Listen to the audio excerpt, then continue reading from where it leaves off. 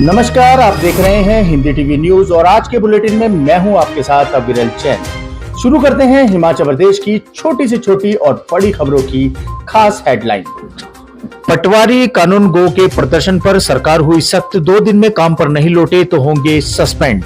सरकार बुला सकती है रिटायर्ड कर्मी। हिमाचल प्रदेश में पटवारी और कानून गो ने स्टेट कैडर और दूसरी मांगों को लेकर ऑनलाइन काम बंद कर दिया है। इससे प्रदेश की जनता के रोजाना परेशान हो रही है। पटवारी और कानून गो संघ ने गुरुवार को मांगों पर निर्णय नहीं होने के चलते अतिरिक्त कार्यभार देख रहे सर्किल के चाबियां तहसीलदार को सौंपना शुरू कर दिया है। हमीरपुर में पांगी में अतिरिक्त कार्यभार की चाबियां तहसीलदार को सौंपी गई। उधर सरकार ने अब इस मामले को गंभीरता से लिया है। अतिरिक्त मुख्य सचिव ओंकार शर्मा ने गुरुवार को सभी डीसी को पटवारी कानून गो के प्रदर्शन के संदर्भ में सख्त निर्देश जारी किए हैं। सरकार के अनुसार पटवारी कानून गो का बंद करने का कृत्य स्पष्ट रूप से सरकारी कर्मचारी के लिए अशोभनीय है और सीसीएस नियम 1964 का उल्लंघन है, जिसका उल्लंघन उनके खिलाफ अनुशासनात्मक कार्रवाई के लिए उत्तरदायी बन सकता है। हिमाचल के सीएम ने नीति आयोग की बैठक का किया बहिष्कार, कांग्रेस शासित राज्य ने किया किनारा। प्रधानमंत्री नरेंद्र मोदी की अध्यक्षता में होने वाली नीति आयोग की बैठक में कांग्रेस शासित राज्यों के मुख्यमंत्री हिस्सा नहीं लेंगे। अखिल भारतीय कांग्रेस कमेटी के महासचिव केसी वेणुगोपाल ने एक्स पर इसको लेकर जानकारी दी। हिमाचल में कांग्रेस की सरकार है, हाईकमान के आदेश के अनुसार वे भी इस बैठक में भाग नहीं लेंगे। कांग्रेस का आरोप है कि आम बजट में गैर एनडीए शासित राज्यों की अनदेखी की गई है। इस कारण वे इस बजट के विरोध में इस बैठक का बहिष्कार करेंगे। हालांकि बैठक में जाने को लेकर पूछे गए सवालों पे मुख्यमंत्री ने कुछ सवालों को जवाब में टाल दिए। उन्होंने कहा कि अभी उन्हें इस बारे में कोई जानकारी नहीं है। हिमाचल में 88 टीजीटी की ज्वाइनिंग पर रोक, शिक्षा विभाग ने जारी किए निर्देश। राज्य के सरकारी स्कूलों में नियुक्त 88% स्नातक शिक्षक टीजीटी की ज्वाइनिंग पर शिक्षा विभाग ने रोक लगा दी है। ये शिक्षक टीजीटी 8 श्रेणी के हैं। प्रारंभिक शिक्षा विभाग के निदेशक ने इस संबंध में आदेश जारी कर दिए हैं। ज्वाइनिंग पर रोक लगाने के पीछे प्रशासनिक कारण बताया जा रहा है। राज्य के सरकारी नियुक्ति स्कूलों में 88 प्रशिक्षित शिक्षक टीजीटी की ज्वाइनिंग पर शिक्षा विभाग ने पूर्णतः रोक लगा दी है। ज्वाइनिंग पर रोक लगाने के पीछे प्रशासनिक कारण भी बताए जा रहे हैं। नीति आयोग की बैठक का बहिष्कार करना है दुर्भाग्यपूर्ण, सुक्खू सरकार के फैसले पर बोले जयराम ठाकुर। पूर्व मुख्यमंत्री जयराम ठाकुर ने नीति आयोग की बैठक का बहिष्कार करने के फैसले को दुर्भाग्यपूर्ण बताया है। राजनीति से प्रेरित होकर मुख्यमंत्री प्रदेश के हितों के साथ खिलवाड़ कर रहे हैं। 27 जुलाई को होने वाली बैठक की अध्यक्षता प्रधानमंत्री द्वारा की जानी है। इसमें वित्त मंत्री भी प्रमुख रूप से उपस्थित रहेंगी। इस बैठक के माध्यम से सरकार द्वारा प्रदेश के हितों के लिए अधिक से अधिक वित्तीय सहायता और परियोजनाओं को दिए जाने के संबंध में प्रदेश सरकार के सामने अपना पक्ष रख सकती है। आतंकवादियों से लोहा लेते शहीद हुआ ऊना का जवान दिलवर खान। आज पैतृक गांव पहुंचेगी पार्थिव देह। कश्मीर के कुपवाड़ा जिले के लोलाम में मंगलवार रात शुरू हुई मुठभेड़ में सुरक्षा बलों से बुधवार सुबह एक आतंकी को मार गिराया। इस अभियान में हिमाचल प्रदेश के जवान नॉन कमीशनड अफसर दिलवर खान बलिदान हो गए हैं। इलाके में कुछ और आतंकियों की मौजूदगी की आशंका को चलते सुरक्षा बलों का अभियान अभी भी जारी है। मारे गए दहशतगर्दी की शिनाख्त अभी नहीं हुई है।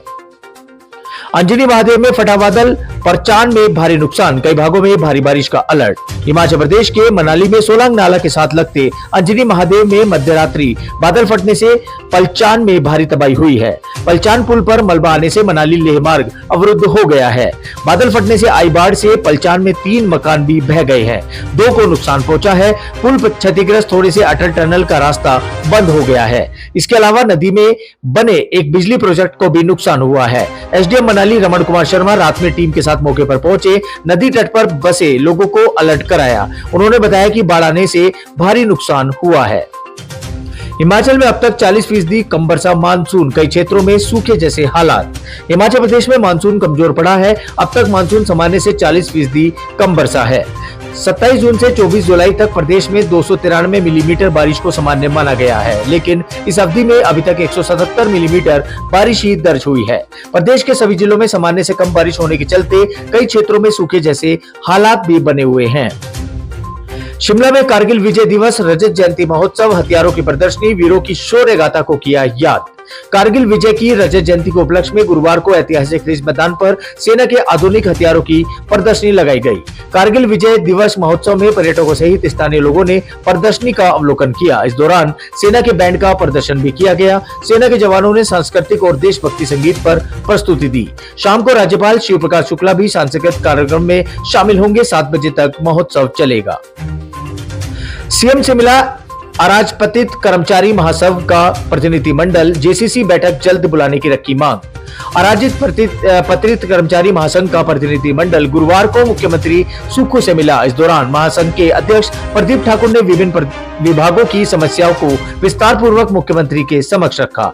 अध्यक्ष ने सीएम से प्रदेश सरकार के कर्मचारियों की विभिन्न समस्याओं के समाधान के लिए जल्द संयुक्त सलाहकार समिति की बैठक बुलाए जाने की मांग की है। इसके अतिरिक्त विभिन्न विभागों में सभी रिक्त पदों को जल्द भरने, विभिन्न पदों में वेतन विसंगति दूर करने, वर्ष 2016 के वेतन आयोग के अनुसार बकाया राशि का तुरंत भुगतान, स्थायी नीति सहित अन्य महत्वपूर्ण विषय मुख्यमंत्री के समक्ष उठाए। वहीं हिमाचल हाईकोर्ट पर्यावरण को स्वच्छ बनाने रखने के लिए सरकार पर्यटकों से वसूल सकते हैं शुल्क। हिमाचल प्रदेश हाईकोर्ट ने पर्यावरण को प्लास्टिक मुक्त बनाने के लिए आदेश दिया है। अदालत ने कहा है कि सिक्किम और भूटान की तर्ज पर हिमाचल में आने वाले सैलानियों से पर्यावरण को स्वच्छ व सुंदर बनाए रखने के लिए टैक्स वसूला जाए। न्यायाधीश तरलोक सिंह चौहान और न्यायाधीश सुशील कुकरेजा की अदालत ने ये आदेश दिए हैं। उच्च न्यायालय ने कहा कि हिमाचल में आने वाले सैलानियों की गाड़ियों में प्लास्टिक बैग रखे जाएं ताकि सैलानी इन बैगों में अपना सारा कूड़ा डालें। हाईकोर्ट ने अपने 23 मार्च 9 मई के आदेशों में नगर निगम शिमला को भी ठोस कचरे से निजात दिलाने के लिए सख्त कदम उठाने को भी कहा था। हिमाचल प्रदेश से जुड़ी कुछ खास खबरों की हेडलाइंस। इसके अलावा अगर आप और खबरें जानना चाहते हैं तो अभी हमारा हिंदी टीवी न्यूज का व्हाट्सएप ग्रुप ज्वाइन करें और वीडियो को शेयर और लाइक करना ना भूलें।